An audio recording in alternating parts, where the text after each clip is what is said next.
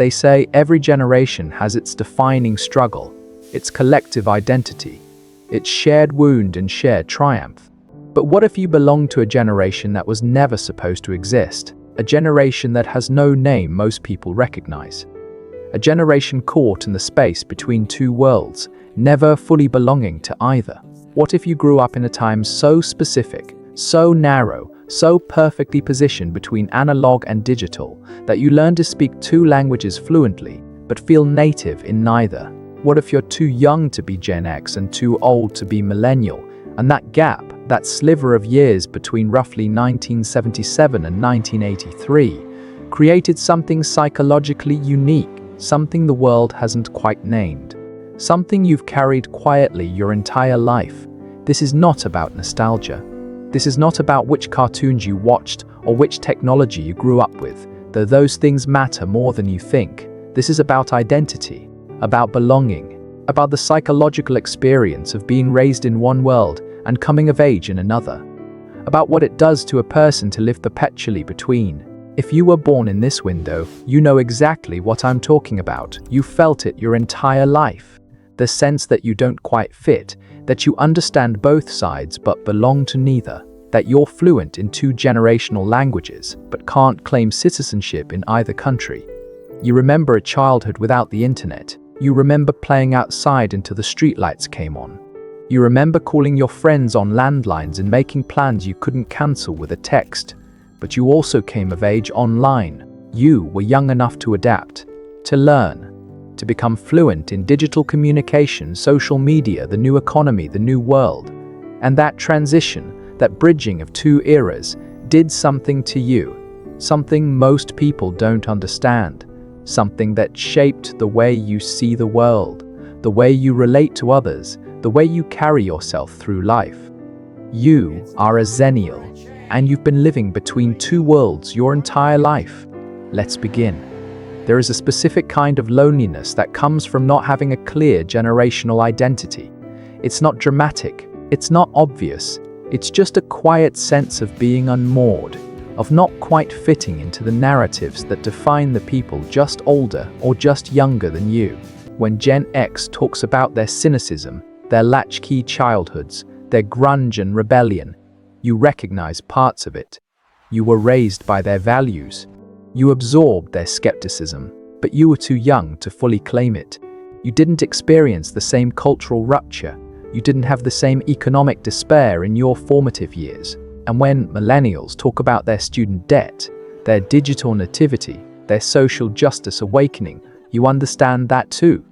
You lived through it. You adapted to it, but you weren't born into it. You had to learn it. And that learning curve, that bridge you had to cross, makes you fundamentally different. You exist in the overlap, in the liminal space, in the place where one world ends and another begins. And here's what no one tells you about liminal spaces. They're psychologically exhausting. Because liminal means transitional. It means in between. It means not here, not there. It means you're always translating, always code switching, always aware that you don't fully belong to either side. And that awareness, that constant sense of being between, shapes everything about how you move through the world. You are adaptable in a way that's almost invisible. You can talk to a boomer about their music and actually know what they're referencing. You can talk to a Gen Z kid about their memes and keep up. You can navigate analog systems and digital platforms with equal ease, but adaptability comes at a cost. And the cost is this: you never get to fully rest in an identity. You never get to say, this is my generation and this is what we stand for, without feeling like you're lying a little bit. Because your generation was never defined, it was never marketed to, it was never given a cohesive cultural narrative. You are the forgotten micro-generation, the in-between, the bridge, the translator. And bridges don't get to belong to either side, they just get walked on. We are told that generational identity doesn't matter, that it's just marketing, that it's arbitrary lines drawn around birth years that don't actually mean anything. But the truth is, generational identity matters deeply. Because it's not just about what year you were born. It's about what world you were born into, what cultural narrative you absorbed, What technology shaped your brain during its most formative years?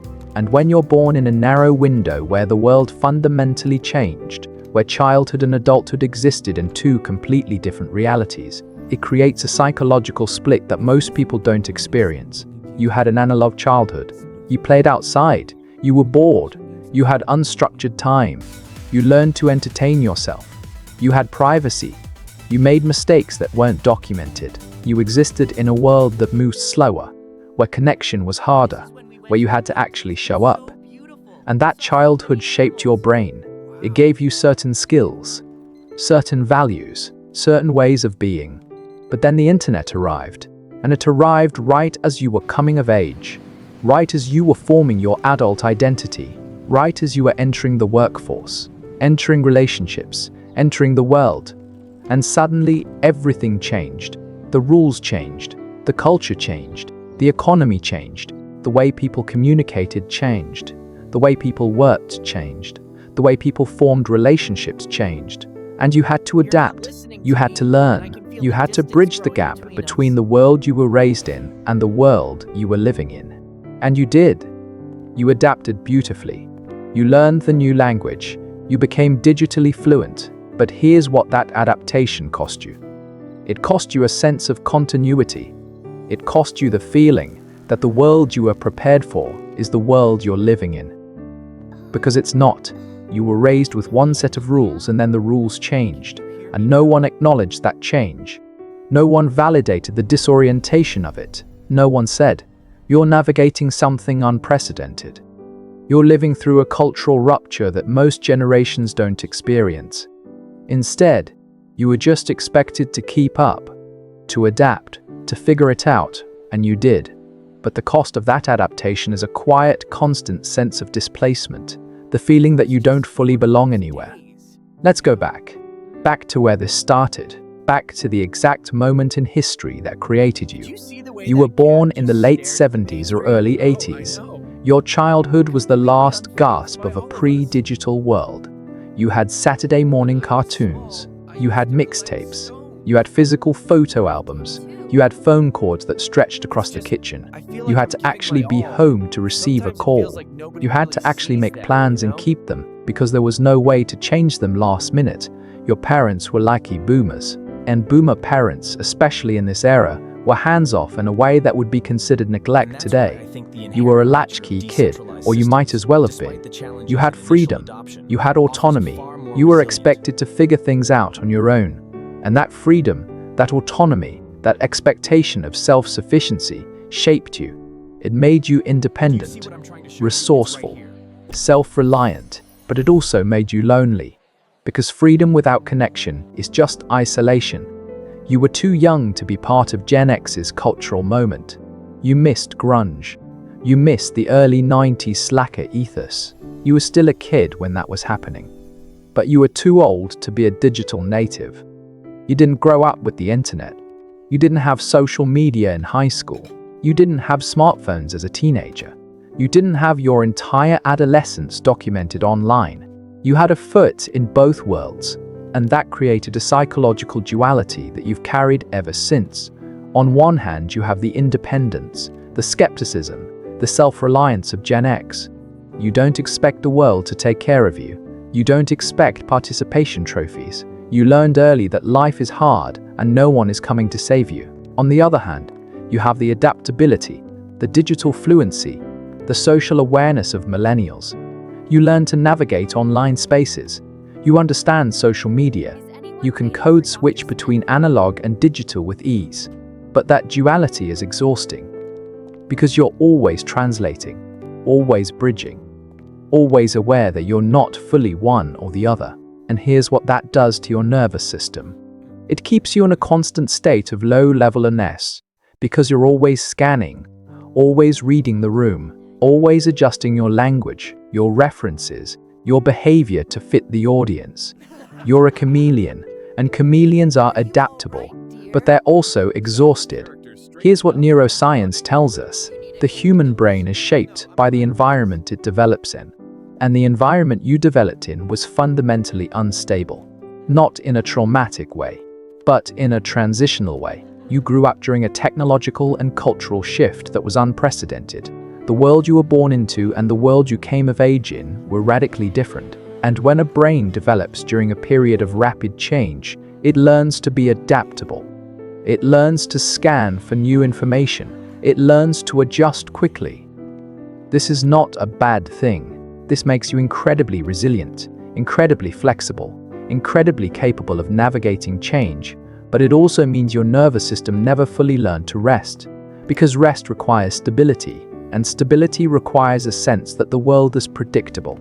And your world was never predictable.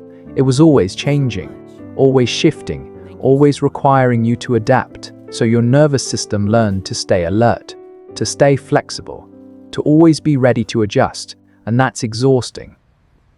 Then there's the psychology of identity formation. Erik Erikson, the developmental psychologist, talked about how identity is formed during adolescence and early adulthood. It's the period where you figure out who you are, what you believe, what you stand for. But identity formation requires a stable cultural narrative. It requires models. It requires a sense of, this is what people like me do, believe, value. And you didn't have that, because your cultural narrative was in flux. The models you were given as a child were obsolete by the time you were an adult. The world you were prepared for didn't exist anymore. So you had to figure it out on your own. You had to build your identity without a clear template, without a generational narrative to anchor to, and that created a deep sense of uncertainty, not about specific things, but about yourself, about where you fit, about whether you're doing it right. Because you never had a clear definition of what right looked like for someone like you. And here's where it gets more complicated. Here's the layer most people miss. You didn't just experience a technological shift, you experienced a cultural shift. A shift in values, a shift in what it means to be a person. You were raised with the values of individualism, self-reliance, and skepticism. You were told to figure it out, to not expect help, to be tough, but you came of age in a world that was starting to value community, vulnerability, and emotional intelligence, a world that was starting to talk about mental health, about identity, about social justice. And those two value systems are fundamentally at odds. So you carry both. You value independence, but also crave connection. You're skeptical, but also open. You're tough, but also sensitive.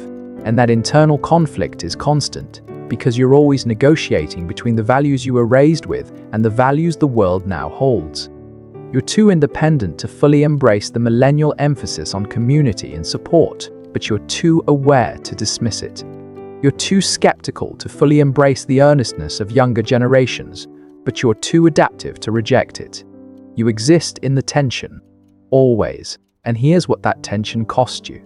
It cost you a sense of belonging, because you don't fully fit into Gen X spaces. You're not cynical enough. You're not detached enough. You didn't live through their formative moments, and you don't fully fit into millennial spaces. You're not earnest enough. You're not digitally native enough. You didn't grow up with their cultural touchstones. So you exist in the margins. You observe, you translate, you bridge, but you don't belong. And that lack of belonging is not just social. It's psychological. It affects the way you see yourself, the way you move through the world, the way you relate to others. Because humans are tribal. We need to belong. We need to know where we fit. We need a collective identity that reflects us back to ourselves. And you don't have that. You have pieces, you have fragments, but you don't have a cohesive generational narrative that says, this is who you are, this is what you stand for, this is your people. And so you've learned to create belonging wherever you can. You adapt, you code switch. You find common ground with people older and younger than you. But deep down, there's a quiet ache. A sense that you're always on the outside looking in, always observing, always translating, never fully home. It also costs you a sense of identity stability, because you've had to reinvent yourself so many times. You've had to adapt to so many changes. You've had to learn so many new languages, literal and metaphorical. And every time you adapt, a part of the old you gets left behind, not erased, but archived, set aside, And after a while, you start to wonder, who am I really? Beneath all the adaptation, beneath all the code switching, beneath all the bridging, who am I when I'm not translating for someone else? And that's a terrifying question, because the answer isn't clear. It's not cohesive. It's fragmented. It's multiple versions of yourself that were necessary for different eras, different contexts, different worlds. And you're carrying all of them, all the time. It costs you peace, because you're always of the gap. The gap between how you were raised and how the world works now. The gap between what you value and what the culture values. The gap between who you are and who you're expected to be. And that awareness, that constant scanning, that perpetual state of translation is exhausting. You can't just be. You have to be strategic. You have to be aware. You have to manage how you're perceived because you know you don't fit neatly into any box. And that management is invisible to everyone else. But it's constant for you, and it costs you joy. Because joy requires presence, and presence requires the feeling that you're exactly where you're supposed to be. But you've never fully felt that. You've always felt a little bit out of place. A little bit too old for this, a little bit too young for that. A little bit out of sync. And so joy, when it comes, is always tinged with a quiet awareness that you're not quite home. But here's where it shifts. Here's where the story changes. What if the thing you've been experiencing your entire life, this sense of being between, this feeling of not fully belonging, isn't a flaw? What if it's not a deficit? What if it's not something that needs to be fixed? What if it's a superpower? What if being born in the exact moment the world changed gave you something most people don't have? What if it gave you perspective? Think about it. You can see both sides. You can understand Gen X's cynicism and millennials' earnestness. You can navigate analog systems and digital platforms. You can code switch effortlessly between different cultural contexts. You're not stuck in one worldview. You're not limited to one way of thinking. You're not trapped in one generational narrative. You're free. You're fluid. You're adaptable in a way that's almost invisible because it's so natural to you. And that adaptability, that ability to bridge worlds, is one of the most valuable skills in a rapidly changing world. You're not lost between two worlds. You're fluent in both. You're not displaced. You're a translator. You're not forgotten. You're the bridge. And bridges are essential. Bridges connect. Bridges allow passage. Bridges make it possible for people on opposite sides to understand each other. And that's what you've been doing your entire life. You've been connecting. You've been translating. You've been making sense of the gap. And that's not a weakness. That's a gift. But here's the thing. You've been so focused on bridging, on adapting, on translating, that you forgot to honor the cost. You forgot to acknowledge how hard it is to live in the in-between. You forgot to give yourself credit for navigating something unprecedented. And you deserve that acknowledgement. You deserve to know that what you've been carrying is real, that the loneliness is real, that the exhaustion is real, that the sense of displacement is real. But so is your strength, so is your adaptability, so is your perspective. And it's time to stop seeing yourself as someone who doesn't fit and start seeing yourself as someone who fits everywhere because you understand everywhere. Healing, for you, is not about finding your people. It's about realizing that your people are scattered across generations, across cultures, across worlds. Your people are the other translators, the other bridges, the other adaptable souls who live in the margins and make sense of the center. Your people are the ones who understand what it means to be between, who carry the quiet exhaustion of constant adaptation, who feel the ache of not fully belonging but also the pride of being able to belong anywhere. And there are more of you than you think. Healing is also about releasing the idea that you're supposed to have a cohesive generational identity, that you're supposed to fit neatly into a box, that you're supposed to have a clear cultural narrative, because you don't, and you never will. And that's okay. Your identity is not fragmented. It's layered. It's complex. It's multiple. And that multiplicity is not chaos. It's richness. You're not scattered. You're expansive. You're not confused. You're nuanced. You're not lost. You're free. Healing is about owning that freedom, owning the fact that you don't have to choose. You don't have to declare loyalty to one generation or another. You don't have to limit yourself to one narrative. You can hold all of it. You can be all of it. You can honor the analog childhood and the digital adulthood. You can value independence and connection. You can be skeptical and open. You can be tough and sensitive. You can be both. You can be all. You can be between. And that's not a problem. That's power. Integration is about understanding that your entire life has been preparation for this moment in history where the world is more divided than ever, where generations are more siloed than ever, where people are screaming at each other across cultural divides, and no one is listening. And you're the one who can listen. You're the one who can translate. You're the one who can bridge. Because you've been doing it your entire life. You understand the Gen X cynicism because you were raised by it. You understand the millennial earnestness because you lived through it. You understand the Gen Z activism because you adapted to it. And that understanding, that ability to see all sides, is rare. It's valuable. It's needed. So maybe your purpose isn't to belong to one side. Maybe your purpose is to connect the sides. Maybe your role isn't to find your people. Maybe your role is to be the person who makes space for all people. Maybe your identity isn't supposed to be fixed. Maybe it's supposed to be fluid. And maybe that fluidity, that adaptability, that ability to live in the in-between is exactly what the world needs right now. You've spent your life feeling like you don't fit. But what if the truth is that you fit everywhere? You've spent your life feeling like you're not enough of anything. But what if the truth is that you're enough of everything? You've spent your life feeling displaced. But what if the truth is that you're exactly where you're supposed to be? In the in-between. In the liminal. In the space where transformation happens. Because liminal spaces are not empty. They're not nothing. They're the space where one thing becomes another. Where old worlds end and new worlds begin. And that's where you live. That's who you are. You're not lost between two worlds. You're the bridge between them. And that bridge is not a burden. It's a birthright. So own it. Own the complexity.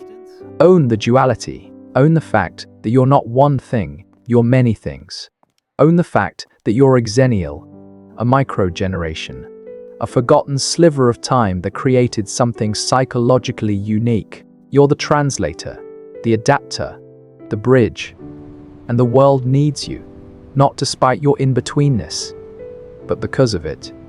You are not too young. You are not too old. You are exactly the age you need to be to do the work only you can do.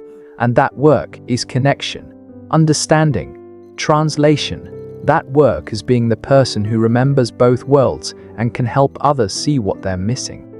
You don't need to fit. You need to be. And you already are.